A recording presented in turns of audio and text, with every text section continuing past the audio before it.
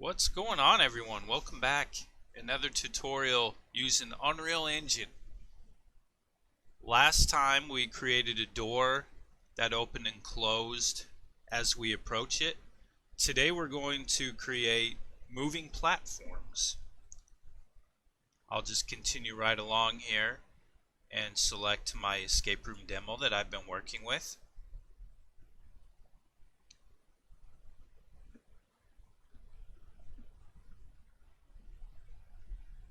As we continue building this demo escape room with Unreal Engine. Alright, here we are. So just kind of a little preview of what we've done previously. I did change up my door a little bit, just the size to get it to fit in there a little bit, and made my walls to where they kind of match up with the door. So that's really the only changes that I've made to this since the last tutorial. And today I want to have some moving platforms to add kind of a platform element to this that you can use to kind of navigate around your layout in different ways. Down here in the control browser, I'm just right up at the top content level where I put my door last time. And to start off with this, it's the same type of thing. Right click here. I want to create a new blueprint class. It's going to be an actor again. This is going to be real similar to the door actually, which is nice. So it's kind of a good review and seeing different ways you can apply that technique to other elements. This one here I will call I could call it platform or elevator. I'll just call it elevator because ultimately that is what it is. And then double click on that. And we have this layout view in here again. We can go on the components panel in the upper left hand corner and add a component, and we want to add a cube. And this cube, if I use my scale and I just kind of flatten this down, that's at 0.25. I mean, what if I try 0.1? And I think that looks a little bit better. We can always change the size of that later if we need to. And with the cube, I can obviously rename this, and instead I can just call this in here platform.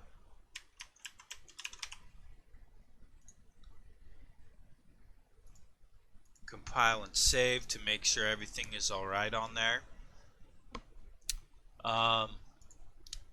You know, I'm not gonna, you can move this around to wherever it needs to be, but I'm just gonna, for right now, leave it right at that default level is fine.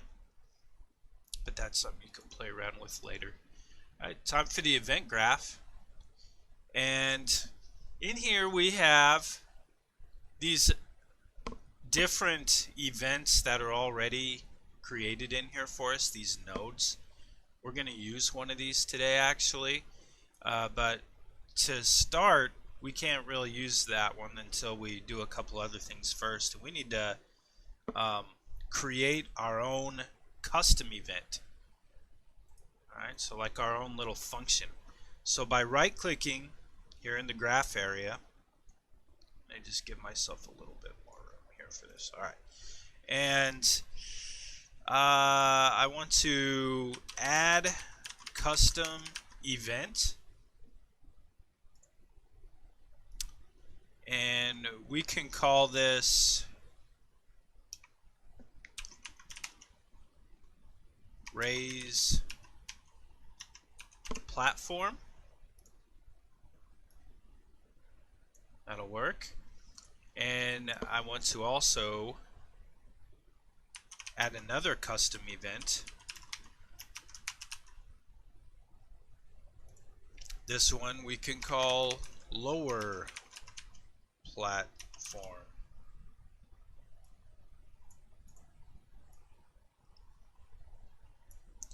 And with this event begin play, so at the start of my layout, I want my elevator to start moving. So I'm going to drag this white arrow here and raise platform. Called the function, it finds that one we just added in there. So on the start of the layout or the start of the game, it's going to automatically go to this custom event called raise platform. Alright, so that's what we needed to do to start this thing off. The next thing is if we drag this white arrow from raise platform and add timeline, just like with our door. And the timeline we can just call raise.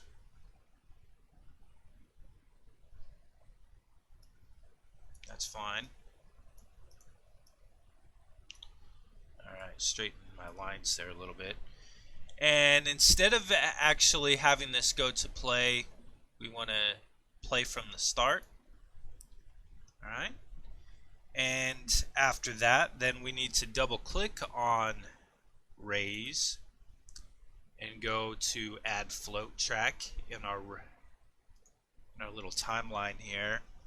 And we'll call this raise platform value. Alright, and if we right click anywhere in this little timeline, add key to curve float, and the first values I'll put in here for time 0, value 0. And then if we add another one and then click in that diamond to these values, the first one, this is going to be like how long it takes the elevator to rise up. By default up here it says the length is 5. So I'll use that to begin with. Alright, I'll use 5. And for the value, let's just go 100. That's what I used in another tutorial that I was watching. And then you can kind of see how high it's going or how low it's going. You can adjust the value and you can adjust the time. Just remember when you go to these, zoom out here a little bit. When you get to the time frame and you change these with the time on your second keyframe, change it on the length up here also. So for example, if this was 10 seconds, I'd have to change this to 10. If this was 2 seconds, if I wanted it to go really fast, then I would need to change the length to 2 so that it ends the timeline from start to finish. So just something to kind of be aware of with that. Click compile and save. I can then go back to my event graph and we're ready to continue on. So from the platform here, from the updated, if I drag this over, I should be able to, or actually nope, I don't want to do that quite yet, sorry, apologies. In the components up here with the platform, if I drag this platform over to here to get an instance of our platform, and then drag this down here, I want to set relative location. Set relative location. Okay, we have that up there. That works good. And the updated is going to connect straight across. The raised platform value, I need to insert that into this new location, but first we need to right click and split the struct pin and drag this raise platform value down and find our multiply. We want to float times float.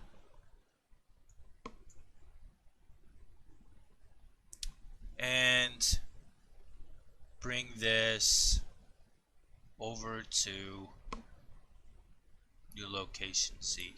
Now I just thought of something. I need to fix something in my raise timeline.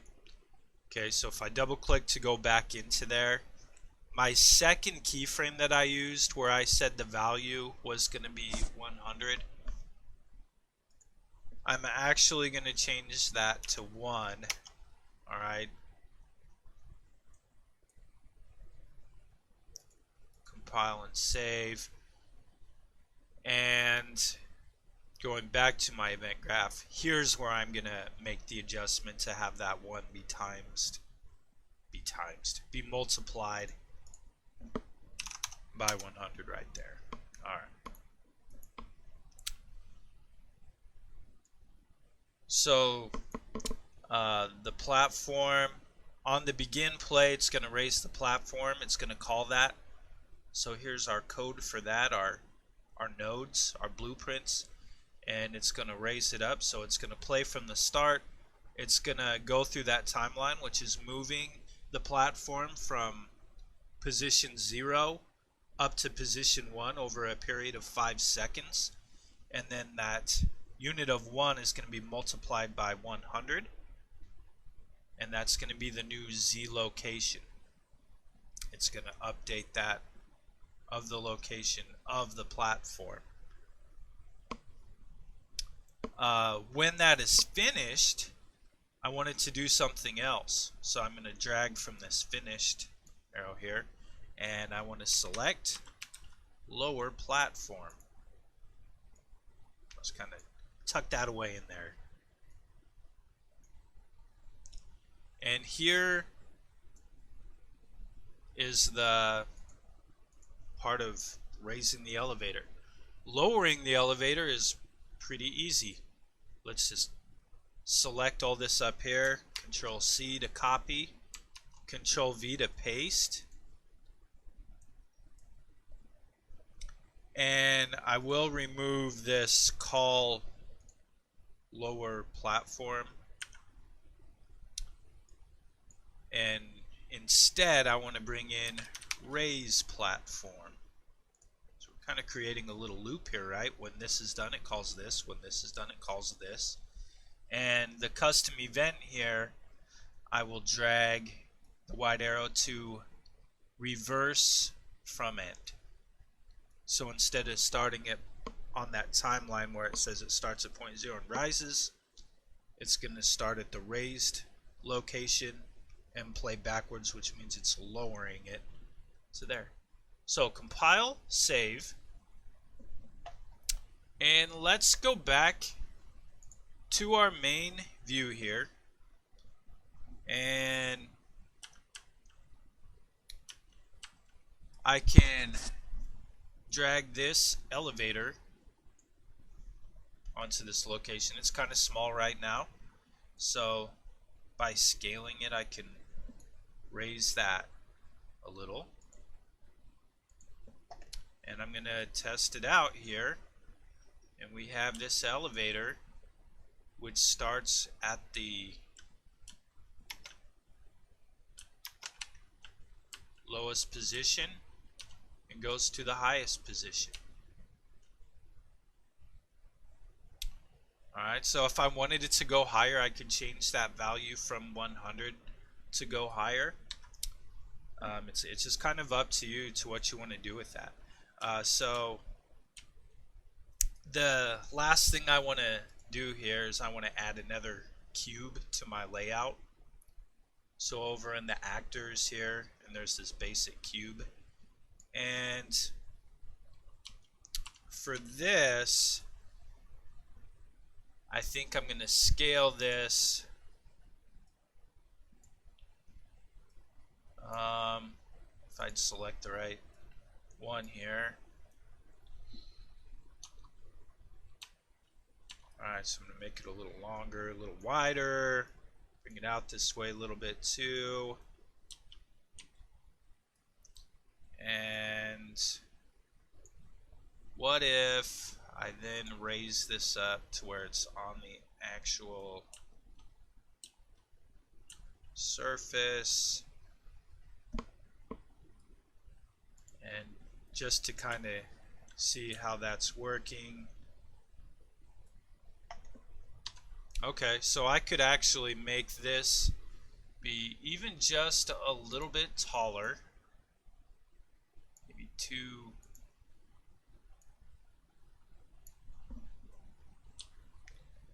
Links there. And we can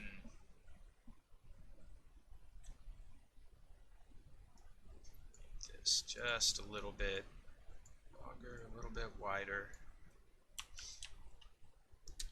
I think that'll be good. And then if I look at this layout here,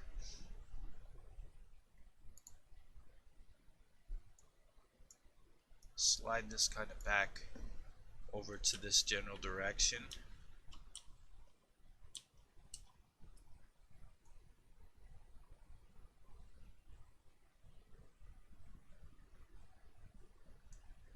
And maybe right there.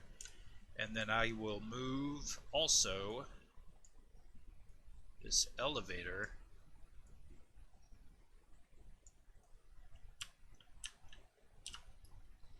back over here too. And maybe I'll just scale this one just a little bit bigger. Alright, save and play. So over here there's a little platform.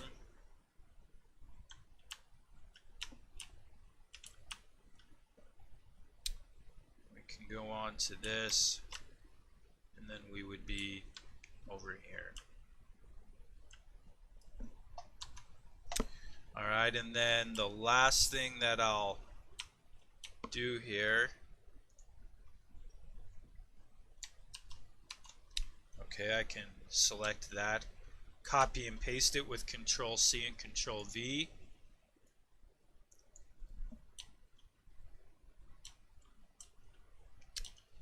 And let's move this one over to kind of this side.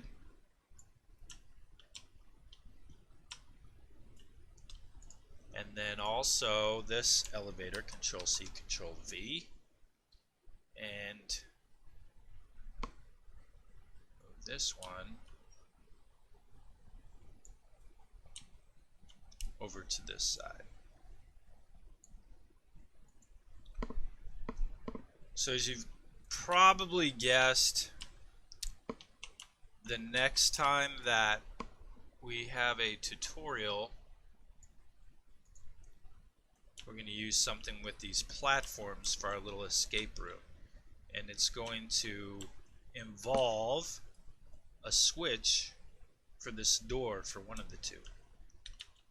I'll kind of give you something to look forward to for the next one that we're doing. So apply these changes to your layout, and don't be afraid to share what you've come up with. Obviously this is just a demo escape room that we're kind of working for, but it gives us, you know, kind of a basis to start and to get some fun elements of a game design going on with this escape room.